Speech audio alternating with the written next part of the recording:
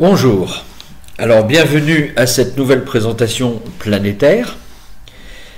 Je vais donc aujourd'hui continuer la présentation des planètes. Je rappelle que ces présentations sont faites pour les débutants en astronomie. Et donc nous éviterons d'aborder des sujets trop ardus. Alors aujourd'hui on va faire la présentation de la planète Saturne. Planète très connue des astronomes amateurs et du monde entier pour ses anneaux tout à fait remarquables. Alors tout d'abord, nous allons nous intéresser un peu à l'observation de ceux-ci. Ils ont été observés par Galilée en 1610. Mais Galilée, pour lui, n'avait vu que des deux formes accolées à la planète.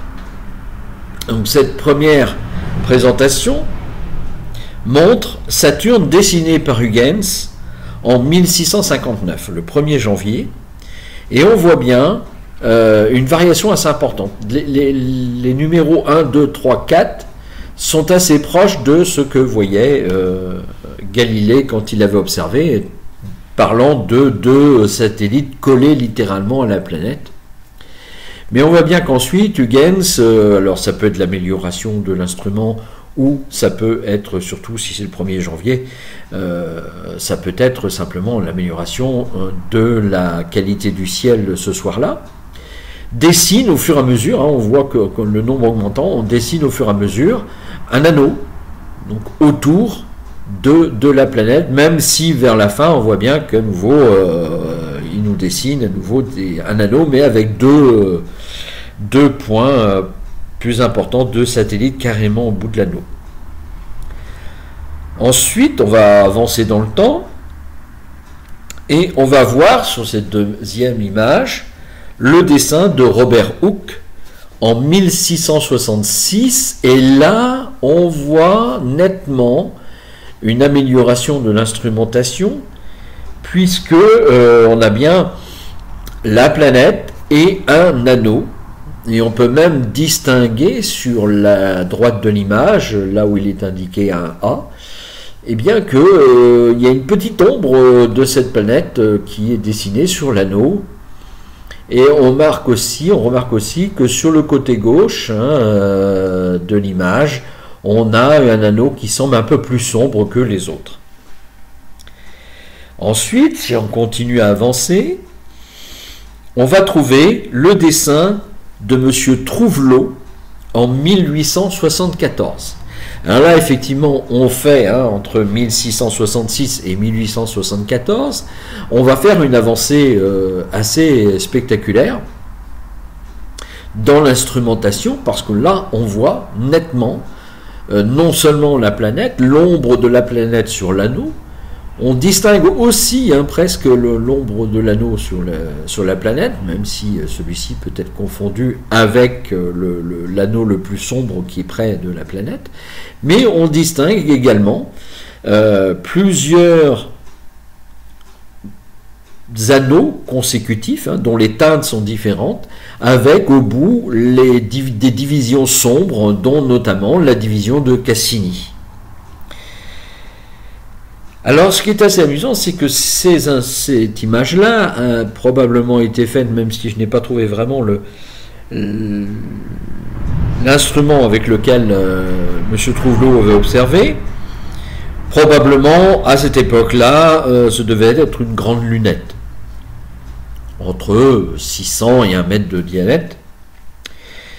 Et ce qui est intéressant, c'est le bond technologique que l'on va voir sur l'image suivante, parce qu'elle n'est pas faite du tout avec, même si l'image est plus petite, les détails sont presque équivalents, mais elle est faite de manière plus récente. Voici une image faite par Sébastien Marchand, un ancien adhérent de notre association, montrant Saturne tel qu'on le voit dans un instrument presque équivalent en détail. On voit les bandes sur la planète, on voit l'ombre sur la planète à droite, en haut de l'image, même si c'est un peu plus discret que sur l'image précédente, mais on voit également des anneaux plus ou moins sombres en fonction de l'éloignement de la planète, et presque sur les côtés droit et gauche, la division de Cassini qui semble apparaître. Sauf que cette image-là, si je ne me trompe pas, a été produite avec un téléobjectif de 300 mm. Derrière celui-ci, il y avait une Barlow 5 fois et une petite caméra planétaire. Donc vous voyez d'un côté une image faite avec un télescope, une lunette probablement de 1 mètre de diamètre, alors que là on a un téléobjectif de 300 mm équipé d'une caméra, d'une Barlow et d'une caméra. Donc effectivement on voit qu'il y a quand même, on arrive presque au même type d'image plus petite, mais avec presque autant de détails qu'à l'époque de M. Trouvelot. On voit bien qu'il y a des bons technologiques qui ont été faits depuis. Alors, où est situé Saturne? Eh bien, Saturne, c'est, si vous comptez bien, la 6e planète de notre système solaire. Alors bien sûr, sur cette représentation, on a l'indication de Cérès, de Charon, Pluton, Xéna. Ce ne sont pas des planètes, hein, ce sont des mini-planètes, on dira ça comme ça. Des planètes naines. Alors, dans l'ordre, évidemment, vous avez Mercure, Vénus, la Terre, Mars, Jupiter, que l'on a vu la dernière fois, et enfin Saturne. Alors Saturne, eh bien en gros, hein, on a un diamètre moyen de 114 630 km, et on est situé déjà à 1,427 milliard de kilomètres du Soleil. Donc c'est assez spectaculaire si on y pense, quand on regarde Saturne et qu'on voit ses anneaux. Cette planète est située bien loin de nous, hein, à peu près à 1 milliard 250 000 km, quoi. 250 millions de kilomètres, pardon. Donc là, effectivement, c'est assez incroyable de pouvoir la voir et la voir en détail.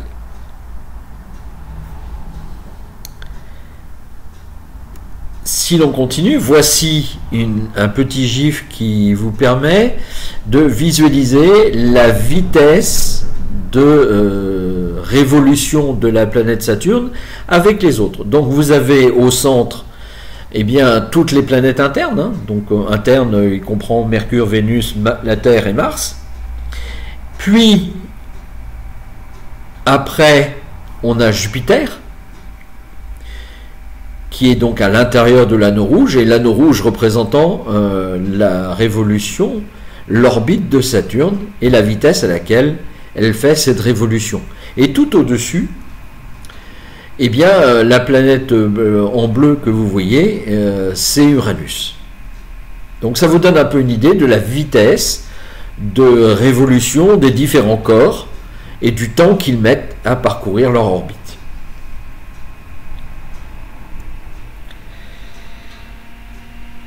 Ensuite, nous avons là les principales caractéristiques de la planète. Vous voyez sa situation. Vous voyez également qu'elle a 9 fois la taille de la Terre dans son diamètre équatorial, et que Saturne est 95 fois plus massive que la Terre. Une année sur Saturne, eh bien, c'est 29 ans pour nous. Le jour, c'est 10h42, une rotation sur elle-même complète. C'est une géante gazeuse qui est composée principalement d'hydrogène à 94% et d'hélium à 6%. Elle possède un anneau. Cet anneau fait pratiquement 3 fois on pourrait mettre presque 3 planètes Saturne à l'intérieur, donc ce qui équivaut en gros à près de 344 000 km de large. Il y fait une moyenne de moins 178 degrés. Et la documentation n'est plus à jour, elle a 69 lunes. Alors, si on regarde un peu Saturne un peu plus en détail, eh bien, on va s'apercevoir que la fine atmosphère que l'on voit est composée, elle, de 96,5% de dioxyde de carbone et de 3,5% de nitrogène. Donc ça, c'est la couche externe de l'atmosphère. Et elle est probablement constituée en son centre le plus dense par un noyau qui est probablement fait de roches et de métal.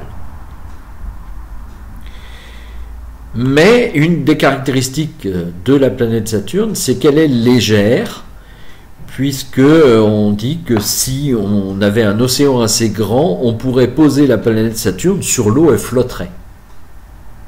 Vous voyez, elle ne coulerait pas, elle flotterait.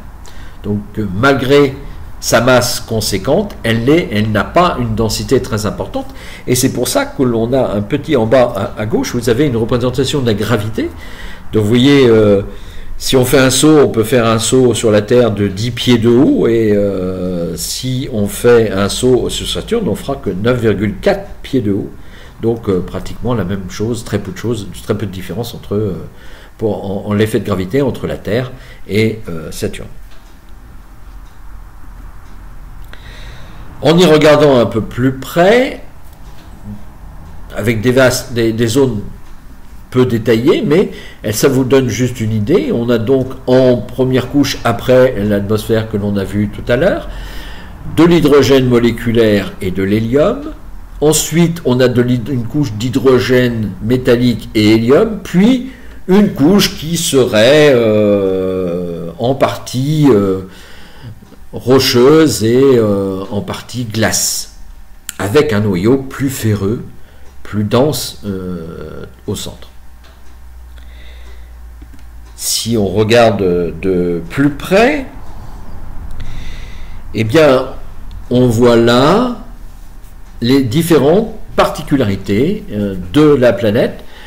Sur cette planète, il y a des aurores polaires, on le verra tout à l'heure. Il y a également un hexagone au pôle, que l'on verra aussi en détail tout à l'heure. La première couche fait à peu près 200 km, une couche de nuages, donc c'est surtout de l'hydrogène gazeux. Ensuite, on a affaire à de l'hydrogène liquide, puis ensuite de la pluie d'hélium, puis en rose plus prononcé de l'hydrogène métallique et de l'hélium, en dessous de la glace, et enfin le noyau rocheux proprement dit, et probablement à l'intérieur un noyau ferreux. Si on s'éloigne un tant soit peu de la planète, on s'aperçoit qu'il y a un premier anneau que l'on appelle l'anneau D. Ensuite, eh bien, on a une première division. Alors ça, c'est des divisions qui sont moins connues que celle de Cassini. La division de Colombo. Puis, on va avoir l'anneau C, avec la division de Maxwell. Puis l'anneau B.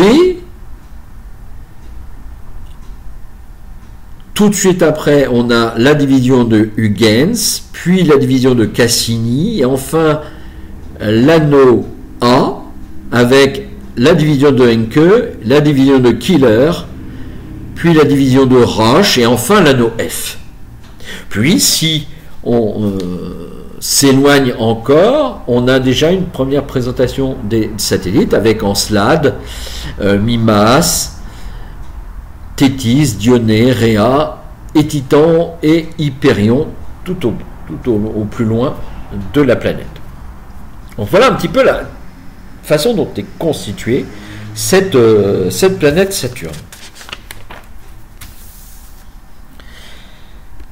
Ensuite, on va s'intéresser au champ magnétique de celle-ci, puisque je dis tout à l'heure qu'elle tournait à 10 heures en 10 heures, donc c'est une rotation extrêmement rapide sur elle-même quand même, et cela provoque, par cette rotation, par le noyau ferreux et les différentes couches de gaz qui sont plus ou moins solides à l'intérieur, eh bien, on va avoir un magnétisme assez important.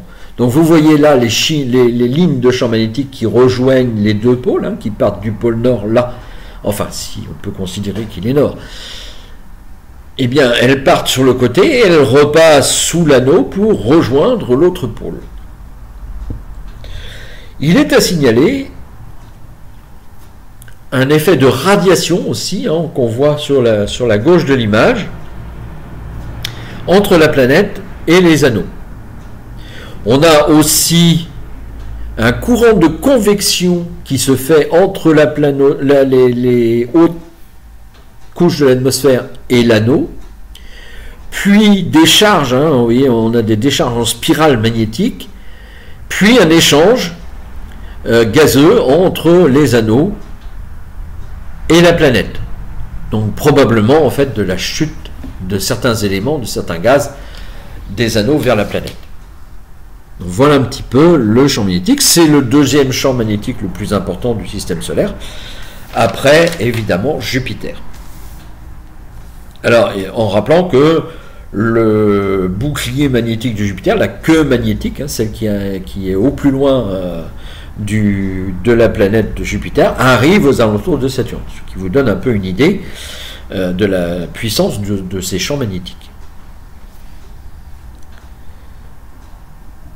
Là, c'est un petit gif aussi intéressant parce que au cours de la révolution de la planète Saturne autour de son orbite, eh bien, elle ne présente pas toujours la même apparence vis-à-vis de notre planète. En sachant qu'évidemment, comme elle fait un tour en 29 ans, eh bien, si on veut avoir les mêmes configurations, il faut attendre 29 ans pour avoir la même configuration avec la Terre. Mais on a accéléré, voilà, en fait, l'apparence. Donc on a un léger rapprochement, hein, quand la planète est au plus près de la Terre, puis un éloignement. Et enfin, la modification de l'inclinaison du pôle et des anneaux qu'on peut voir au-dessus ou en dessous en fonction des positions de Saturne par rapport dans son orbite et par rapport à la Terre. Donc voilà, vous voyez, on peut voir beaucoup de choses en fait sur Saturne. Voici une comparaison pour vous donner un peu une idée de la taille de cette planète et de son anneau. Voici une représentation de Saturne et de la Terre si elle devait être à côté d'elle. Et c'est quand même très conséquent, hein. La différence est quand même colossale.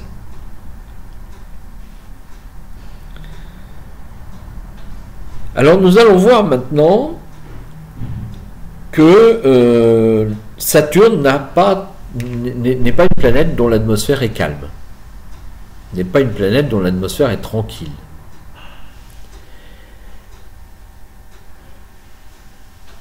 Nous avons là une première image, hein, on a l'anneau, mais tout de suite on voit à la surface de Saturne un certain nombre de bandes équatoriales, hein, de l'équateur au pôle, et ces bandes, qui sont quasiment parallèles, hein, les unes aux autres, eh bien, sont à peu près la même chose, en presque moins agitées, bien sûr, que celles que l'on peut voir sur Jupiter. Mais cette apparence est trompeuse. On s'aperçoit, si on se rapproche, qu'il y a également une multitude d'actions qui se produisent à la surface de la planète, et nous avons là des perturbations que l'on peut voir Vous voyez, on a le même système hein, de bandes parallèles qui se frottent à des vitesses différentielles du pôle jusqu'à l'équateur. Et on a aussi ces mélanges gazeux qui donnent des circonvolutions dans l'atmosphère de Saturne. De plus près, on voit bien hein, qu'il y a des circonvolutions. Elles semblent moins violentes que celles que l'on a sur la planète Jupiter. Mais on voit en bas de l'image hein, ce tourbillon qui semble être une tempête, un peu comme on peut trouver sur la planète Jupiter. Alors voici d'un peu plus loin, hein, comment on voit ces détails hein, qui apparaissent à la surface. Et effectivement, ils sont moins marqués en apparence que Jupiter.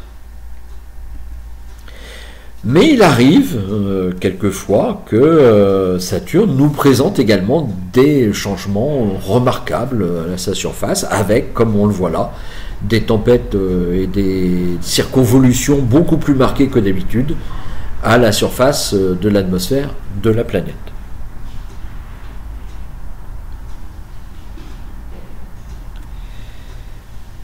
Voici une vue un peu rapprochée. Alors elle est intéressante dans le sens où on la voit là plutôt en noir et blanc.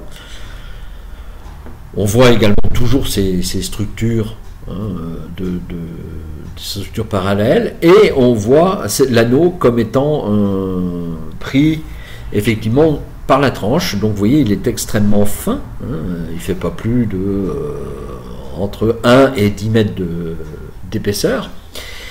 Et on le voit également en bas de l'image, l'ombre de ces anneaux projetés sur la planète, et vous voyez la finesse de ceux-ci, puisque ce sont des lignes très fines qui sont projetées sur l'atmosphère de la planète Mars. De la planète Saturne, pardon. En voici une autre, où là, ce qui est intéressant, c'est le fait qu'on a bien, effectivement, toujours ces couches atmosphériques parallèles les unes aux autres, mais on remarque aussi les divisions dans l'anneau qui commencent à être bien marquées. On voit bien que les anneaux que l'on a nommés tout à l'heure, ils sont faits de multiples anneaux les uns dans les autres. Et on remarque également sur la partie haute de l'image, dans l'anneau le plus lumineux, on voit bien qu'il y a des espèces d'ombres flottantes, de déformations qu'on ne trouve pas dans la partie basse de l'image. On voit bien que ces anneaux ont une certaine activité également. Alors, là c'est quand même intéressant parce que nous avons le pôle de Saturne. On remarque aussi ces magnifiques divisions de l'anneau, l'ombre projetée de la planète sur ceci, hein, qui est nette et claire, hein, elle n'a pas elle est tranchée, et on remarque au pôle cette forme hexagonale de la formation qui s'y situe, la formation nuageuse qui se situe au-dessus du pôle de Saturne. Si on approche de celui-ci, on voit bien que la forme est quand même assez, même si l'hexagone est arrondi, les pointes sont arrondies, il n'empêche que il est quand même remarquable par rapport à ce à quoi on pourrait s'attendre. Ici, vous avez un petit gif qui vous montre la rotation hein, de ce pôle, et vous voyez la régularité de la forme hein, dans le temps qui reste. Hein. Cette forme, elle est maintenue par des espèces de croissants magnétiques hein, qui se situent au-dessus, et qui, je crois, il me semble que l'on les verra par la suite. Alors là, nous avons une représentation, parce que pour bien mettre en avant les différentes couches de l'atmosphère, et puis surtout les différentes strates que l'on peut avoir du pôle à l'équateur, la NASA utilise des fausses couleurs, et ces fausses couleurs permettent de faire bien apparaître les différentes couches de ces strates. Hein, on voit bien des couleurs différentes qui donnent à peu près une idée des différents systèmes parallèles nuageux qui existent dans la planète. Là, nous avons une image qui est faite en infrarouge. Je vous donne, vous voyez, la planète émet dans l'infrarouge. Donc elle émet de la chaleur. Hein. Même si sa température est estimée à moins 178 degrés, il n'empêche qu'elle émet de la chaleur, puisqu'on peut la voir dans l'infrarouge. Ici, il s'agit d'une image qui est une mosaïque à la fois de jour et de nuit. C'est-à-dire que la partie basse de l'image est au jour, exposée au soleil, et la partie au-dessus, qui est rouge-vert, est la partie qui est dans l'ombre. Et vous voyez que dans l'infrarouge, effectivement, on voit énormément de détails dans ces bandes nuageuses. Beaucoup plus qu'on aurait pu l'imaginer, et beaucoup plus qu'on ne voit si on la prend de jour. Ensuite, les pôles, comme la plupart des planètes qui ont une atmosphère, elles sont soumises au vent solaire, et donc, quand celui-ci rentre en interaction avec le champ magnétique des planètes, eh bien, il provoque des aurores polaires, et voici une image d'une aurore polaire autour du pôle de Saturne, d'un des pôles de Saturne. Voici un petit gif qui le montre en animation. Hein. Vous voyez que les aurores polaires ont lieu simultanément, hein, des deux côtés, au pôle nord et au pôle sud en même temps. Et vous voyez qu'il n'y a pas que sur Terre. Hein, on va trouver ça aussi sur Jupiter, on trouve ça sur d'autres planètes. Mais il est intéressant de voir que l'activité, cette activité polaire et solaire, elle arrive et elle est encore très active au niveau de Saturne, malgré la distance. Alors voici un petit gif très bref, une petite animation très brève, hein, comme vous avez pu le voir, du pôle. Et s'il veut bien, on va le repasser, voilà, et de l'aurore, de ce mouvement de l'aurore sur le pôle lui-même.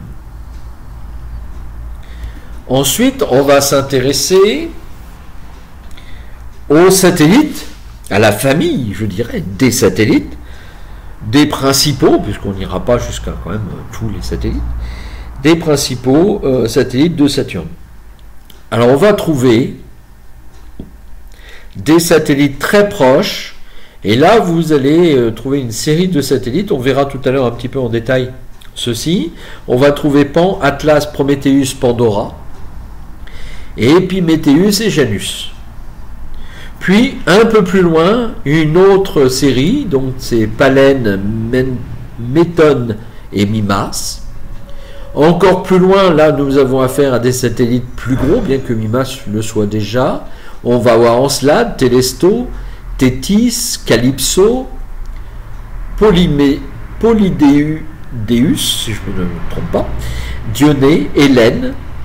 Puis un autre groupe, on va trouver Rhea, Hyperion, Titan, Lapétus, puis encore plus loin Phébé, Elgirac, Kiviuk,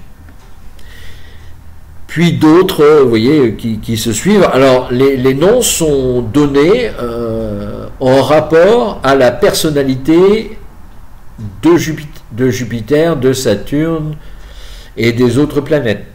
Uranus, Neptune. Donc, Neptune, par exemple, représente la mer. Eh bien, tous les satellites seront nommés en fonction qu'ils aient été plus ou moins des déités ou des personnages mythologiques liés à la mer. Et il en est de même pour Saturne. Hein, Saturne et Titan, par exemple, ça va ensemble. Ensuite, si on s'intéresse toujours aux satellites, on va avoir là une idée des grandeurs. Vous voyez, hein, voyez que Titan est là le deuxième plus grand satellite du système solaire. Il est juste derrière Ganymède. Et c'est le plus gros satellite de la planète Saturne. On a une première série de Pan, Atlas, Prométhée, Janus, tout ça. Ce sont des satellites de type Pluto astéroïdes. Puis on a des astéroïdes des planétoïdes assez différenciés. Donc on va trouver Mimas, Encelade, Thétis, Dionée, Rhea et Japet. Puis des plus petits où on repart à nouveau proche des satellites de type astéroïde. Il n'y a que Titan qui est vraiment spectaculaire dans l'ensemble. Vous avez ensuite sur la partie basse, en fonction de la distance par rapport au centre de Saturne, la position de ses principaux satellites. Et c'est là que vous voyez eh bien, qu'on a par exemple Janus et Épiméthée qui sont situés dans l'anneau. Et ça va être le cas également de Prométhée, d'Atlas, de Pan, par exemple, mais on le verra après. Puis vous avez, en s'éloignant, Mimas, Encelade, Thétis, Dionée, Rhea, et ainsi de suite. Alors, là aussi, c'est quelque chose auquel on ne pense pas toujours. Eh bien, vous avez, les satellites peuvent aller dans le sens de rotation de la planète. C'est le cas d'un groupe qui va s'appeler le prograde groupe. Donc il va aller dans le sens de rotation, vous l'avez en bleu et en vert. Et en rouge, vous allez trouver l'ensemble des satellites qui sont rétrogrades et vont en sens inverse de la rotation de la planète Saturne. Alors voici une image qui a en son temps fait la une de l'anneau. Bon, elle est très jolie, elle est un peu passée maintenant. Il y a des images beaucoup plus détaillées, mais elle est spectaculaire dans le sens où c'est la première fois que l'on mettait en détail, en avant, la multitude d'anneaux qui composent les anneaux. Il n'y a pas simplement l'anneau ABCD, on a une multitude d'anneaux dans ceci. Donc ce sont des anneaux qui sont collés les uns aux autres. Ce qui fait la beauté et la richesse des anneaux de Saturne. Ensuite, cet anneau, eh bien, il n'est pas... il y a l'anneau en apparence, celui que l'on voit, et il y a l'anneau réel, celui qui peut être mis en évidence, c'est le cas là, en mettant le soleil derrière et en posant très longtemps, faisant une série conséquente d'images, pour mettre en avant l'anneau réel, c'est-à-dire que vraiment, vous voyez que cet anneau s'étend très loin, là on pourrait mettre 1, 2, 3, 6 planètes pratiquement, 6 fois la planète Saturne, pour avoir la taille de l'anneau réel. Donc c'est quand même très très conséquent. C'est une image absolument magnifique et assez spectaculaire, et qui met bien en avant la taille réelle et la composition de l'anneau. En voici une autre image, là où vous n'avez que la fin, les derniers anneaux, et les différents satellites qui se trouvent autour de Saturne.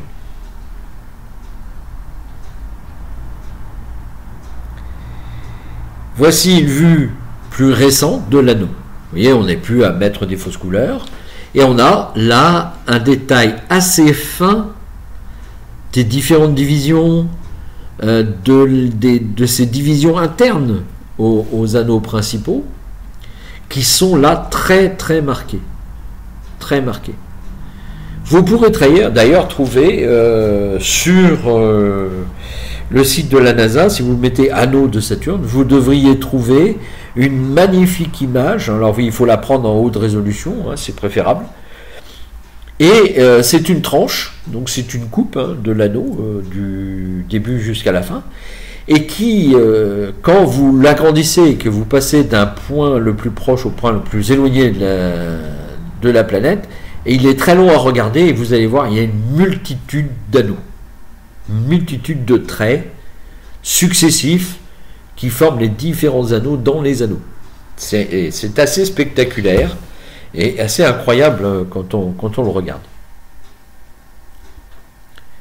Voici une autre représentation, et vous voyez, on a inclus là les parties très externes de l'anneau qui donnent pratiquement la taille. Vous voyez, la taille des deux derniers est quasiment aussi grand que tout l'anneau lui-même, l'anneau principal lui-même. C'est assez spectaculaire, donc il est 2 fois plus éloigné de la planète.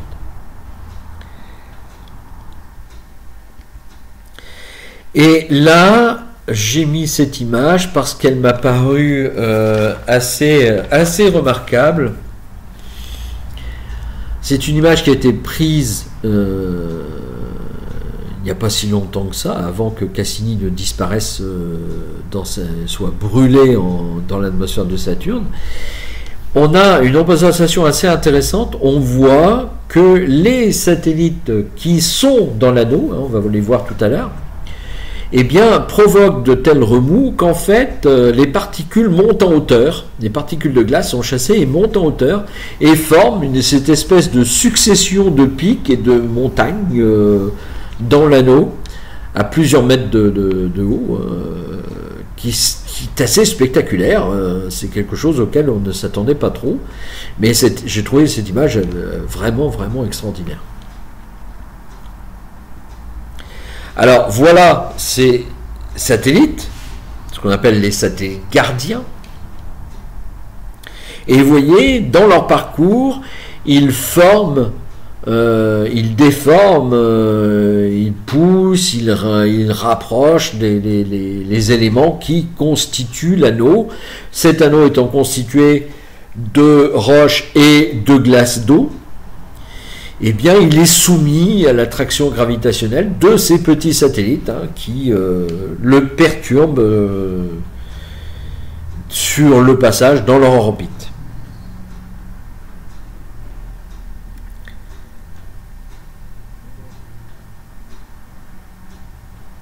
Alors, vous voyez, là aussi, on a ce qu'on a vu tout à l'heure, très brièvement, on a des formes sombres aussi dans l'anneau, donc des perturbations qui se produisent aussi dans l'anneau lui-même. Donc on a des parties sombres, des parties claires, on a ces espèces de, on appelle ça les fantômes, les traces fantômes dans l'anneau.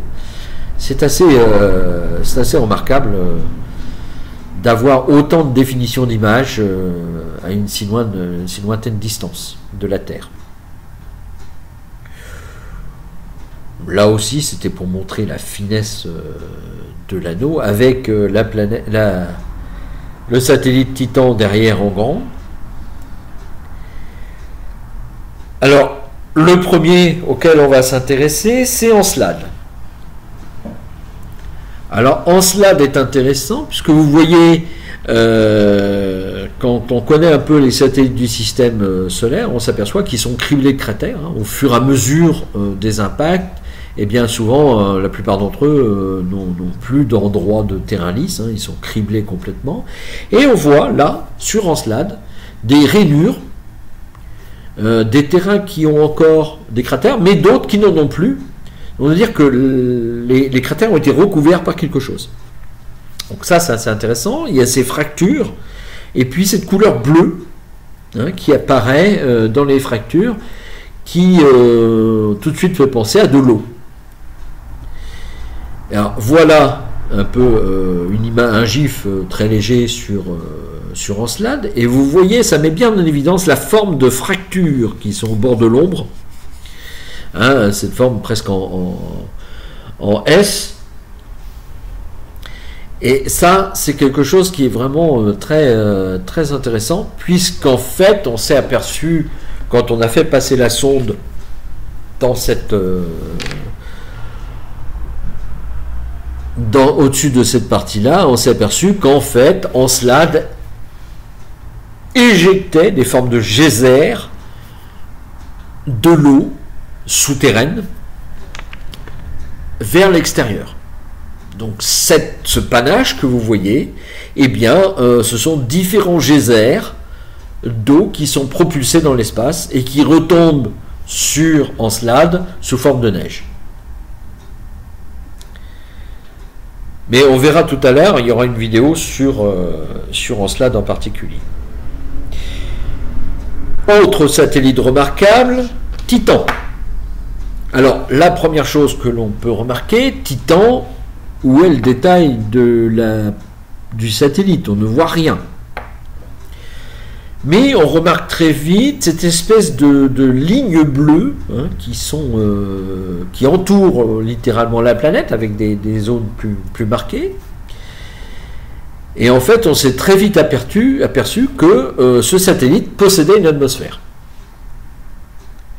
Une atmosphère assez dense pour ne pas montrer la surface et en plus constituée de différentes couches. Alors voilà. Quand on s'est rapproché, on a essayé de passer à travers ces couches par des ondes radar, eh bien on voit la surface qui semble être en partie des continents, en partie, dans les parties les plus bleues, plutôt des choses plus ou moins liquides, des nuages, on voit bien toutes les parties claires des nuages, et puis plus ou moins volcaniques à certains endroits. C'était quand même assez étonnant.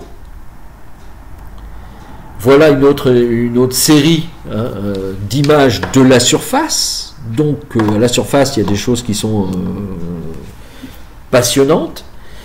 Et si, après avoir travaillé sur toutes les images qu'on a pu réunir, on voit presque une cartographie de Titan, avec ces mers en bleu, ces parties sombres, bleu-blanche, qui sont des mers, des étangs, des lacs, des rivières de méthane.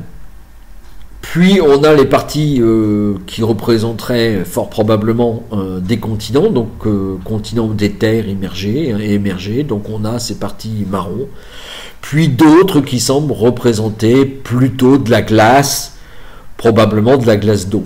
Donc il doit y avoir sous la surface de Titan une certaine quantité d'eau. Alors voici une magnifique image qui a été faite avec la sonde qui s'est posée à la surface de Titan. Et là, on voit effectivement, elle peut paraître étrange, mais on voit un certain nombre de choses. On voit dans la partie basse des espèces d'écoulements, donc on a bien affaire à des écoulements de liquide. Puis on a des craquelures sur la partie haute, on voit comme un continent, des terrains qui sont craquelés, où peut-être du liquide circule. Et on a des montagnes qui sont de part et d'autre du centre, et qui aussi montrent qu'il y a à la surface de Titan un paysage très mouvementé, très divers. Mais on reviendra tout à l'heure sur la descente. Ensuite, on va avoir là un doublon, puisqu'ils sont très proches les uns des autres, d'Épiméthée et de Janus. Alors Épiméthée, c'est à peu près 113 km, et 179 km pour le plus grand. Donc Épiméthée c'est le petit, puis Janus c'est le plus grand. Mais ce sont des astéroïdes capturés par Saturne. Ensuite nous avons Hélène, aussi un astéroïde.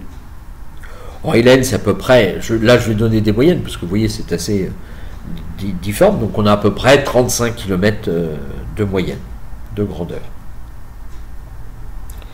Ensuite on a Thétis. Alors là, Thétis, c'est 1065 km de moyenne, parce qu'elle n'est pas parfaitement ronde, même si l'apparence... Mais on voit aussi des impacts très nombreux. Il n'y a pas de terrain calme, comme on a vu tout à l'heure sur Encelade, c'est criblé de cratères, et des impacts beaucoup plus importants. On voit bien qu'il y a des bassins d'impact qui sont remarquables sur Thétis. Ensuite, on a Prométhée. Vous voyez, là, on a vraiment... ça, c'est caractéristique des astéroïdes, ces formes allongées et difformes. Alors, d'où la grandeur, eh bien, ça va de 119 km au plus long et 87 km au plus large. Ensuite, alors là, quand je parlais de cratères, il y en a plein partout. On voit bien aussi qu'il y a de l'eau, hein, puisque de la glace en tout cas, hein, d'où ces formes particulières. Eh bien ça c'est Hyperion. Alors Hyperion, il fait 370 km d'un côté, 280 de l'autre et 226. Vous voyez, donc il y a une forme un peu spéciale. Et en son centre, la partie centrale, là on voit bien un bassin d'impact qui a été assez important. Avec un renfoncement au centre d'ailleurs, donc probablement une remontée liée à la fusion lors de l'impact. Ensuite, voici Pandora, qui lui est avec Prométhée, hein, et qui perturbe l'anneau F, donc l'anneau qui est juste au-dessus de lui. Ensuite, Dionée,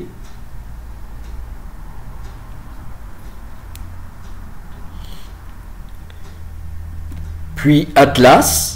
Vous voyez, là on a des formes plus ou moins sphériques, mais toujours une multitude d'impacts à la surface. Alors pour Dionée, c'est 1123 km, et pour Atlas, c'est à peu près 15 km. 151 km, pardon. Non, qu'est-ce que là je dis une bêtise. Non, c'est Dionée également, donc c'est toujours 1123 km, pardon. C'est ici, ça c'est Atlas. Donc Atlas fait à peu près 15,1 km dans sa partie la plus large, on va dire. Vous voyez, cette forme curieuse due à l'action gravitationnelle, puisqu'il est situé dans l'anneau.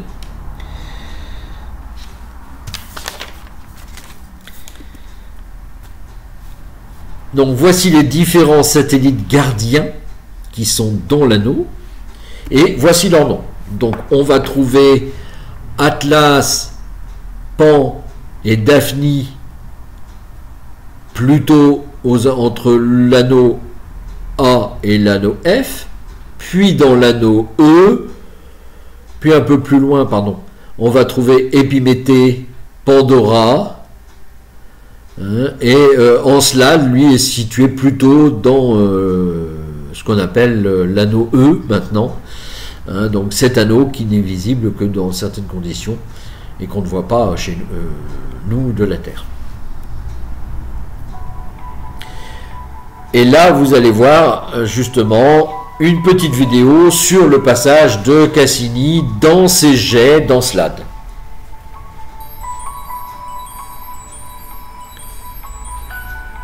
Vous aurez également vous voyez, on a détecté de l'hydrogène, hein.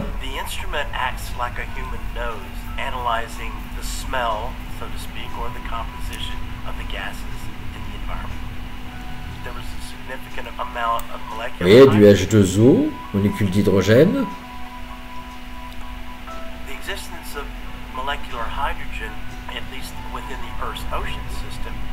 L'hydrogène moléculaire. Hein.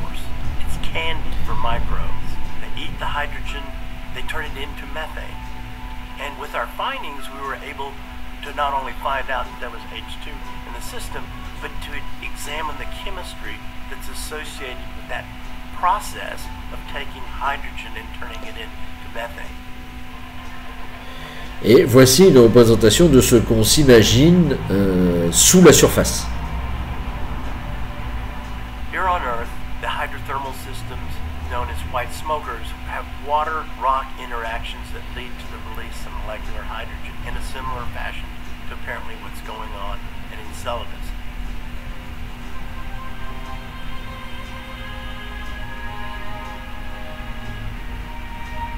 This is just the final step that shows that there's molecular hydrogen being produced by these same hydrothermal processes, and that molecular hydrogen has the chemical energy to support microbial systems in the interior ocean.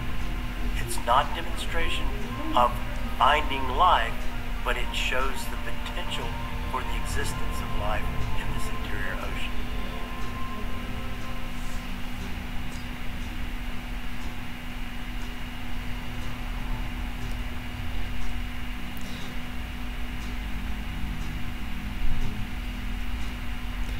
Alors après, vous allez avoir une présentation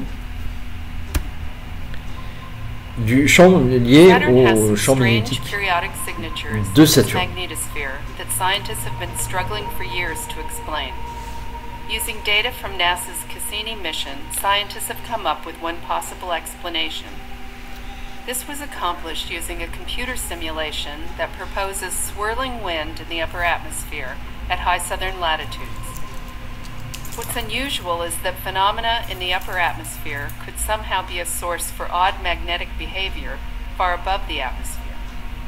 In this animation, the researchers have incorporated a wind vortex, shown here as orange contours, into an existing model of Saturn's magnetosphere. Electric currents aligned with the magnetic field are created by the flow in the ionosphere. Stronger current density is shown in blue, weaker current density is shown in white. As the vortex rotates, we see the color of the current density cycle from stronger to weaker and back again. The modeling work shows this change in current strength takes place as Saturn rotates about its pole. Let's now look at how the cycling of the so-called field-aligned currents impacts the large-scale behavior of Saturn's magnetosphere. The blue and white region shows the magnetospheric boundary as the solar wind, represented here by green arrows, pushes on Saturn's magnetosphere. Small blue arrows within the magnetospheric boundary show how the planet's magnetic field deviates from symmetry about the rotation axis due to the field-aligned currents. The magnetosphere breathes in and out as Saturn's rotating magnetic field pushes against the magnetosphere boundary. When the field is stronger, the magnetosphere breathes out. When the field is weaker, the magnetosphere breathes in. Within the yellow circle, the field strength remains essentially unchanged, though the fluctuations rotate. The researchers have studied other aspects of this periodic behavior, as is shown in this next cross-section view of the magnetosphere. In addition to the respiratory behavior of the magnetosphere, you can see Saturn's magnetotail, the windsock region of the magnetosphere extending away from the Sun, slowly flapping towards the north and back to Saturn's equatorial plane.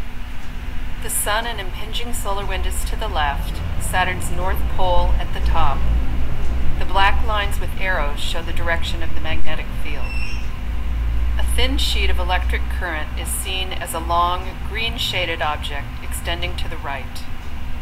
This view shows how plasma density contours, color-coded from densest, red and white, to least dense, blue, also pulse.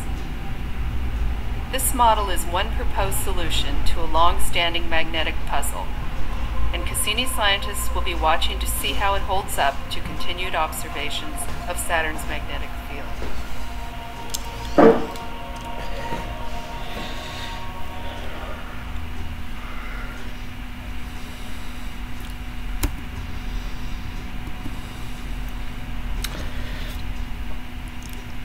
Et voici maintenant une image d'un survol, du survol d'un des satellites.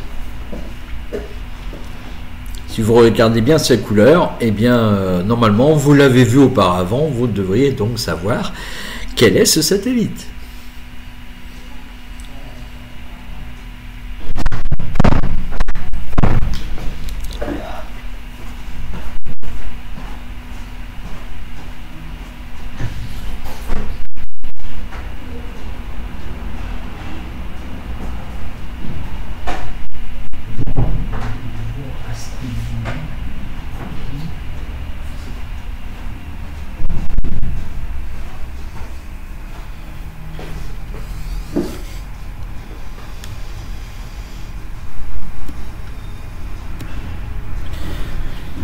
Et maintenant, vous allez voir la descente en direct de la sonde Huygens à la surface de Titan.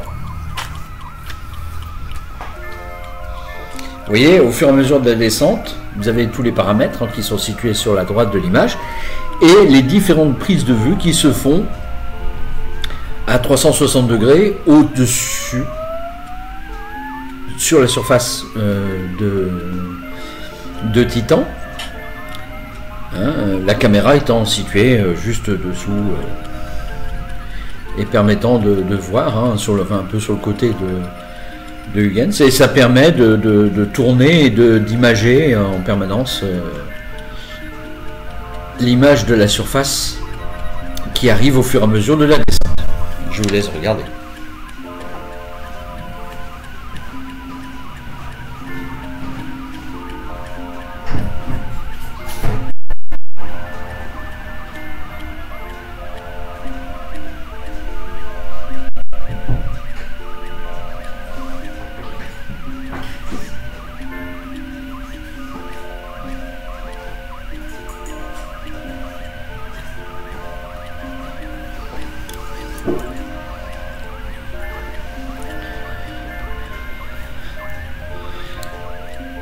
Là, vous voyez effectivement les images telles qu'ils sont arrivées, quasi direct, de la surface de ce satellite. Satellite remarquable s'il en est, puisqu'en fait, à sa surface, on va trouver des océans de méthane, des lacs de méthane, des rivières de méthane. Sous la surface, effectivement, on a détecté de la glace d'eau, donc il y en a. Il y a deux atmosphères principales, hein, deux couches les plus importantes au-dessus de la surface. Une météo aussi, hein, assez intéressante. C'est quelque chose où c'est un endroit où il se passe beaucoup de choses. Et c'est un peu une terre primitive qui est au congélateur en quelque sorte et qui est située là autour de Saturne. Et évidemment, on attend avec une impatience de nouvelles sondes, une ou plusieurs sondes qui pourraient enfin se poser et se déplacer à cette surface pour montrer exactement ce qu'il y a, puisqu'on a détecté des systèmes organiques complexes. Donc ça sera vraiment intéressant d'aller le voir de plus près.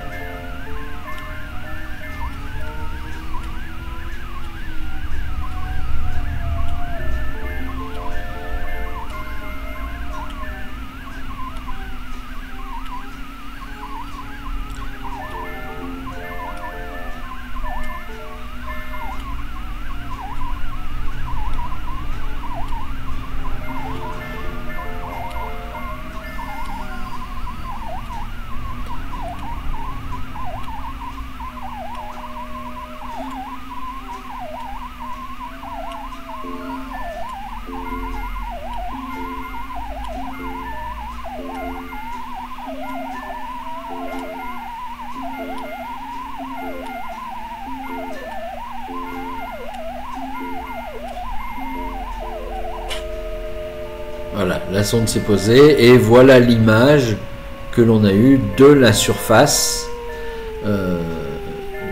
du satellite Titan.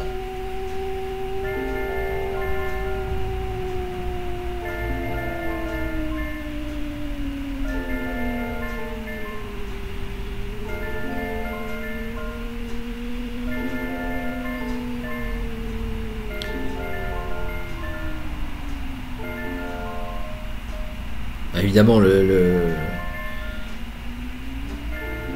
l'émission ne va pas durer très très longtemps puisque les températures sont très basses. Voilà.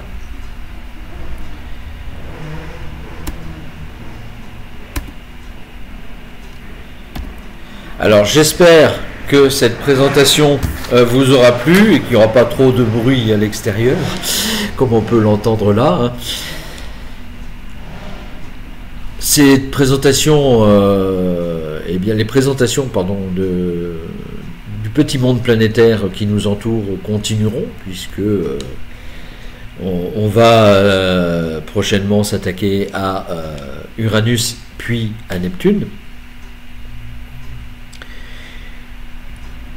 J'espère que ça vous aura plu. Si vous avez des questions, n'hésitez pas. Hein, à liker et puis à nous envoyer des questions après avoir vu cette petite présentation. Et puis une chose pour finir, si vous avez un instrument qui grossit un petit peu, hein, il faut quand même avoir une petite lunette, un petit télescope, pointez-le vers Saturne. Vous allez avoir le plaisir de voir en direct les anneaux. Hein, et puis plus vous allez grossir, plus ces anneaux seront évidents et plus vous commencerez à voir de détails. Donc n'hésitez pas, hein, surtout à sortir et à observer, puisque en ce moment on peut voir Jupiter et Saturne, hein, Saturne étant la première à se coucher, Jupiter derrière elle. Donc n'hésitez pas à prendre un instrument et à regarder ces deux planètes qui sont accessibles maintenant. Eh bien, merci de m'avoir écouté et à une prochaine fois.